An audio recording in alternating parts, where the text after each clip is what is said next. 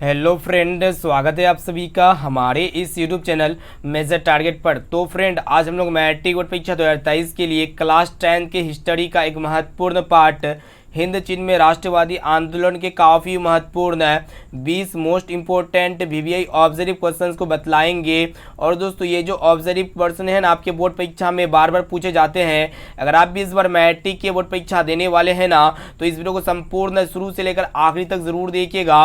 और दोस्तों, ये सभी प्रश्न आपका एनसीईआरटी के न्यू पैटर्न पर आधारित है। अगर आप चाहते हैं कि क्लास 10 के इतिहास में हिंद चीन में राष्ट्रवादी आंदोलन से एक भी प्रश्न ना छूटे, तो इस वीडियो को संपूर्ण शुरू से लेकर आखिरी तक जरूर देखिएगा। अगर आपका टारगेट है 480 प्लस मार्क्स लाना, और हम दिलवाएंगे आपको 480 प्लस मार्क्स, तो आप लोग जो है ना एक एक क्लास को रेगुलर कीजिएगा। एक भी क्लास को यहाँ पे मिस नहीं करना है। जैसे कि आप लोग को क्लास का टाइम पता है, और लास्ट में आप लोग को बताएंगे कि इसका पीडीएफ आप लोग को फ्री ऑफ कॉस्ट कहाँ से मिलेगा। तो फ्रेंड, जल्दी से वीडियो को लाइक कर दीजिएगा। चैनल पर नए हैं ना, तो प्लीज़ दोस्तों चैनल को सब्सक्राइब करके बेल आइकन को प्रेस करके ऑल पर जरूर सेलेक्ट कर लीजिएगा। तो चलिए शुरू करते हैं यहाँ पे आज के पहले नंबर प्रश्न से। तो फ्रेंड देखिए, यहाँ पे आज का फर्स्ट प्रश्न है जो कि मोस्ट इम्पोर्टेंट है। देखिएगा, प्रश्न ये कह रहा है कि हिंद चीन में पहुँचने वाले प्रथम व्यापारी कौन थे। ऑप्शन ए में आपका ब्रिटेनी या फिर फ्रांसीसी, और ऑप्शन सी पुर्तगाली या फिर डच। तो दोस्तों, हिंद चीन पहुंचने वाले प्रथम व्यापारी जो है ना पुर्तगाली थे, यानी कि यहाँ पे जो है ना सी वाला ऑप्शन बिल्कुल ही करेक्ट आंसर हो जाएगा। और दोस्तों, ये प्रश्न जो है ना आपके बोर्ड परीक्षा के लिए मोस्ट इंपॉर्टेंट है, क्योंकि ये प्रश्न जो है ना आपके बोर्ड परीक्षा में बहुत बार पूछा जा चुका है। अब चलिए फ्रेंड देखते हैं यहाँ पे 2 नंबर प्रश्न को देखिएगा जो कि मोस्ट इंपोर्टेंट है कि अंकरवाट का मंदिर कहाँ स्थित है। ऑप्शन ए में आपका दिया हुआ है वियतनाम में, या फिर थाईलैंड में, या फिर लाओस में, और ऑप्शन डी में आपका दिया हुआ है काम्बोडिया में। तो दोस्तों, अंकरवाट का मंदिर जो है ना ये काम्बोडिया में मौजूद है, यानी कि यहाँ पे जो है ना डी वाला ऑप्शन बिल्कुल ही करेक्ट आंसर हो जाएगा। तो दोस्तों, अभी तक आप वीडियो को लाइक नहीं किया ना, तो प्लीज़ दोस्तों जल्दी से वीडियो को लाइक कर दीजिएगा। अब आइए फ्रेंड देखते हैं यहाँ पे तीसरा प्रश्न क्या कर रहा है कि अंगरवाट के मंदिर का निर्माण किसने करवाया था। मोस्ट इंपोर्टेंट ये भी प्रश्न आपके बोर्ड परीक्षा के लिए। तो यहाँ पे ऑप्शन ए में आपका दिया हुआ है श्री कुमार ने, या फिर नरोत्तम सिन्हानुक ने, या फिर सूर्यवर्मन द्वितीय ने, या फिर भगवान बुद्ध ने। तो दोस्तों, अंगरवाट के मंदिर का निर्माण जो है ना सूर्यवर्मन द्वितीय ने करवाया था, यानी कि यहाँ पे सी वाला ऑप्शन जो है ना बिल्कुल ही करेक्ट आंसर हो जाएगा। और दोस्तों, अंगरवाट का मंदिर किस देश में है। तो दोस्तों, काम्बोडिया में है। साथ में इसे भी आप लोग को याद रखना है। अब चलिए फ्रेंड देखते हैं यहाँ पे चौथा प्रश्न को देखिएगा क्या कराए कि अंगरवाट का मंदिर किस हिंदू देवता को समर्पित है। तो दोस्तों, ऑप्शन ए में आपका दे विष्णु, या फिर ब्रह्मा, या फिर शिव, और ऑप्शन डी में आपका दे इंद्र। तो दोस्तों, अंगरवाट का मंदिर जो है ना भगवान विष्णु देवता को समर्पित है, यानी कि यहाँ पे जो है ना ए वाला ऑप्शन बिल्कुल ही करेक्ट आंसर हो जाएगा। इसे आप लोग को याद रखना है। और दोस्तों, वीडियो को शुरू से लेकर आखिरी तक पूरा जरूर देखिएगा। एक एक क्वेश्चन को जो ना अच्छी तरह से याद करते हुए जाना है। अब चलिए फ्रेंड देखते हैं यहाँ पे 5 नंबर प्रश्न भी बहुत ही महत्वपूर्ण है। इस प्रश्न को ध्यान से देखिएगा। प्रश्न ये करा है कि हिंद चीन क्षेत्र में कौन कौन से देश आते थे। तो दोस्तों, हिंद चीन क्षेत्र में जो है ना हिंदुस्तान और चीन क्षेत्र ने आते हैं, ठीक है। इनके अलावा आपका यहाँ पे देखिएगा जिस भी ऑप्शन में हिंदुस्तान और चीन है ना, तो वो ऑप्शन आपका गलत हो जाएगा। तो यहाँ पे ऑप्शन ए में आपका चीन, हिंदुस्तान और लाओस, ये वाला ऑप्शन गलत हो जाएगा। ये तीनों देश नहीं आते हैं। और ऑप्शन बी में आपका दिया हुआ लाओस, काम्बोडिया और वियतनाम, ये जो है ना तीनों देश आते हैं, यानी कि यहाँ पे जो है ना बी वाला ऑप्शन बिल्कुल ही करेक्ट आंसर हो जाएगा।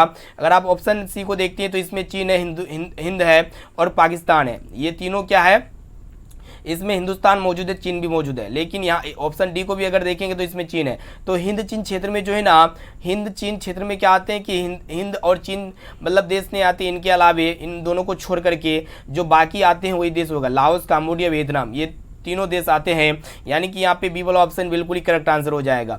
अब चलिए फ्रेंड देखते हैं यहाँ पे छठा प्रश्न भी बहुत ही महत्वपूर्ण है आपके बोर्ड परीक्षा के लिए।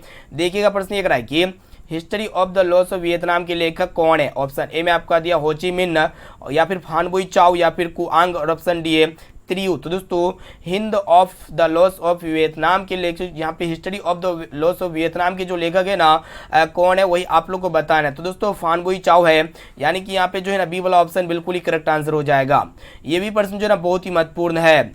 अब चलिए फ्रेंड देखते हैं यहाँ पे 7 नंबर प्रश्न क्या कराए कि नरोत्तम सिन्हानुक कहाँ के शासक थे। तो दोस्तों, ऑप्शन ए में आपको दे वियतनाम के, या फिर लाओस के, या फिर थाईलैंड के, और ऑप्शन डी में आपका दिया हुआ है काम्बोडिया के। तो दोस्तों, नरोत्तम सिन्हानुक जो है ना ये काम्बोडिया के शासक थे, यानी कि यहाँ पे डी वाला ऑप्शन जो है ना बिल्कुल ही करेक्ट आंसर हो जाएगा। अब चलिए दोस्तों देखते हैं यहाँ पे 8 नंबर प्रश्न को देखिएगा क्या करा है कि हिंद चीन में कौन सा देश नहीं आता था? तो दोस्तों हिंद चीन में जो है ना हिंदुस्तान और चीन देश नहीं आता था, यानी कि यहाँ पे काम्बोडिया है, ऑप्शन बी है लाओस या फिर वियतनाम या फिर चीन। तो दोस्तों हिंद चीन में जो है ना चीन और हिंदुस्तान देश नहीं आता, तो यहाँ पे डी में दिया हुआ है सिर्फ चीन, यानी कि यहाँ पे जो ना डी वाला ऑप्शन बिल्कुल ही करेक्ट आंसर हो जाएगा। अब चलिए दोस्तों देखते हैं यहाँ पे अगला प्रश्न को देखिएगा। प्रश्न ये रहा है कि हुआ आंदोलन किस प्रकृति का था? तो दोस्तों यहाँ पे ऑप्शन ए में आपका दिया क्रांतिकारी या फिर धार्मिक, या फिर ऑप्शन सी में आपका दिया हुआ है साम्यवादी या फिर क्रांतिकारी और धार्मिक। तो दोस्तों हुआ आंदोलन जो है ना ये क्रांतिकारी और धार्मिक दोनों प्रकृति का था, यानी कि यहाँ पे डी वाला ऑप्शन जो है ना बिल्कुल ही करेक्ट आंसर हो जाएगा। ये भी प्रश्न जो है ना दोस्तों बहुत ही महत्वपूर्ण है आपकी बोर्ड परीक्षा के लिए, इसलिए जो है ना एक एक क्वेश्चन को याद कर लीजिएगा। अब आइए फ्रेंड देखते हैं यहाँ पे 10 नंबर प्रश्न जो कि मोस्ट इंपोर्टेंट है। तो फ्रेंड प्रश्न ये रहा है कि जेनेवा समझौता कब हुआ? तो दोस्तों ऑप्शन ए में आपको 1954 में, या फिर 1960 में, या फिर 1950 में, या फिर 1946 में। तो दोस्तों जेनेवा समझौता जो है ना 1954 में हुआ था, यानी कि यहाँ पे जो है ना ए वाला ऑप्शन जो है ना बिल्कुल ही करेक्ट आंसर हो जाएगा।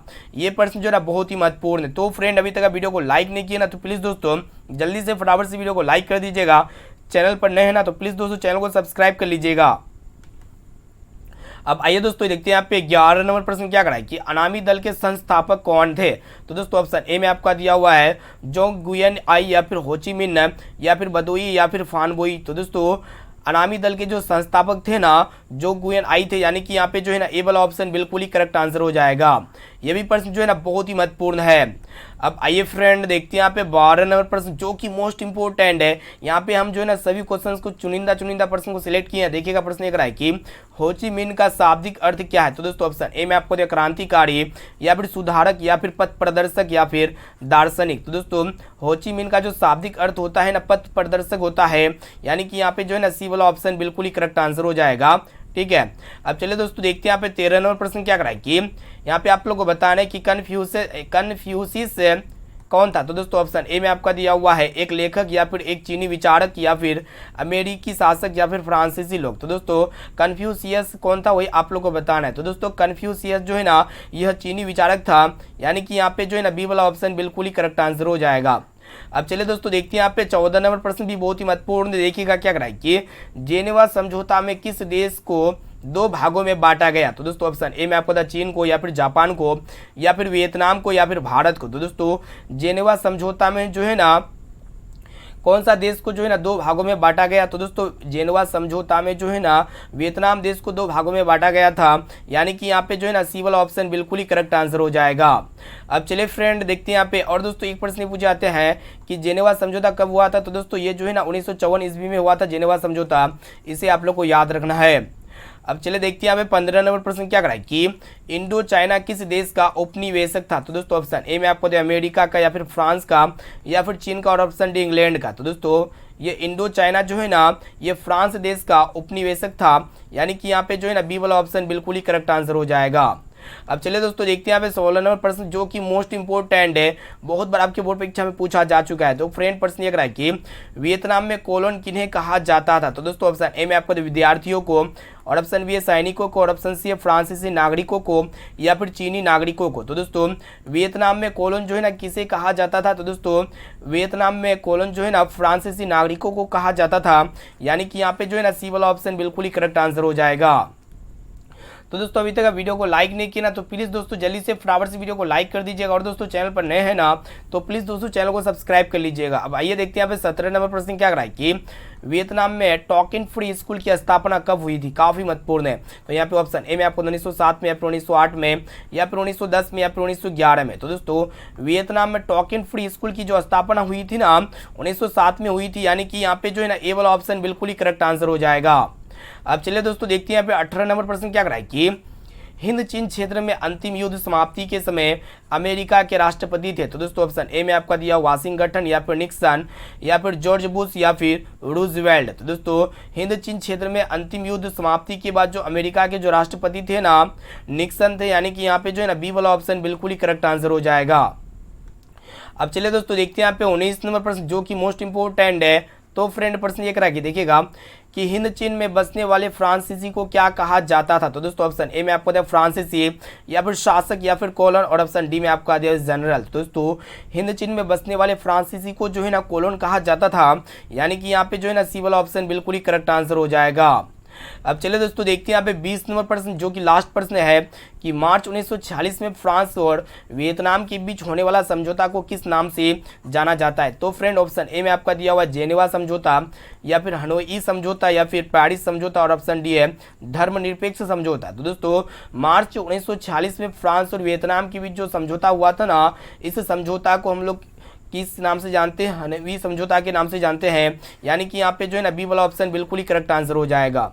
और दोस्तों हनोई समझौता किन दो यहाँ पे देखिएगा एक प्रश्न ये पूछे जाते हैं कि हनोई समझौता किन दो देशों के बीच हुआ था। तो दोस्तों फ्रांस और वियतनाम के बीच हुआ था हनोई समझौता, इसे आप लोग को याद रखना है।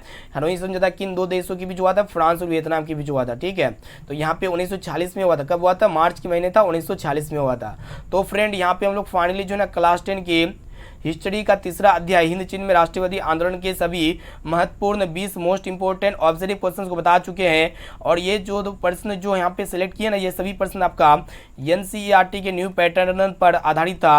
और आप लोग हमें फटाफट से कमेंट करके बताइएगा कि ये 20% में से आप लोग पहले से कितना परसेंट का सटीक आंसर दे पाए। इसका जवाब जो है ना आप लोग जल्दी से हमें फटाफट से कमेंट करके इसी वीडियो में बताइएगा, ठीक है। और इनके साथ साथ ये SW क्वेश्चन का आंसर क्या लगता है, इसका भी जवाब आप लोग को जो है ना इसी वीडियो में कमेंट करके बता देना है कि रूस में सांसद को क्या कहते हैं।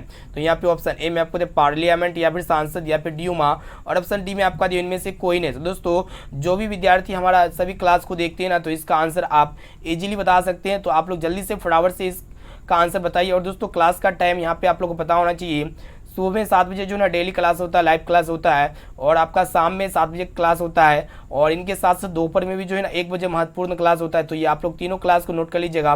सुबह में 7 बजे क्लास होता है, ये वाला क्लास अभी जो हुआ, और इनके साथ साथ शाम में भी क्लास होता है 7 बजे, और आपका जो है ना 1 बजे दोपहर में क्लास होता है। तो ये अगर आप तीनों क्लास को अभी से कर लेते हैं ना, तो आप अपने बोर्ड परीक्षा में 480 प्लस मार्क्स हम आपको दिलाएंगे, मेरा गारंटी है, ठीक है। तो इसीलिए 480 प्लस मार्क्स लाने के लिए आपको जो ना रेगुलर क्लास करना होगा, ठीक है। और दोस्तों आप लोग को बता देते हैं, जो भी विद्यार्थी अभी तक हमारे व्हाट्सएप ग्रुप में नहीं जुड़े हैं ना, तो आप जल्दी से फटाफट से हमारे व्हाट्सएप ग्रुप में जुड़ सकते हैं। आप लोग जो है ना इस नंबर पे हाई कीजिए, आपको जो है ना व्हाट्सएप ग्रुप में ऐड कर दिया जाएगा। तो दोस्तों फिर मिलते हैं जल्दी अगले वीडियो पे। आज के लिए इतना ही। Thanks for watching this video. जल्दी से वीडियो को लाइक कर दीजिएगा। चैनल पर नए हैं ना, तो प्लीज़ दोस्तों चैनल को सब्सक्राइब करके बेल आइकन को प्रेस करके यहाँ पे ऑल पे जरूर सेलेक्ट कर लीजिएगा, ताकि यहाँ पे फ्यूचर में जब भी कोई लाइव क्लास हो ना, तो आपको हमेशा नोटिफिकेशन मिलता रहे। तो दोस्तों फिर मिलते हैं जल्दी अगले वीडियो पे।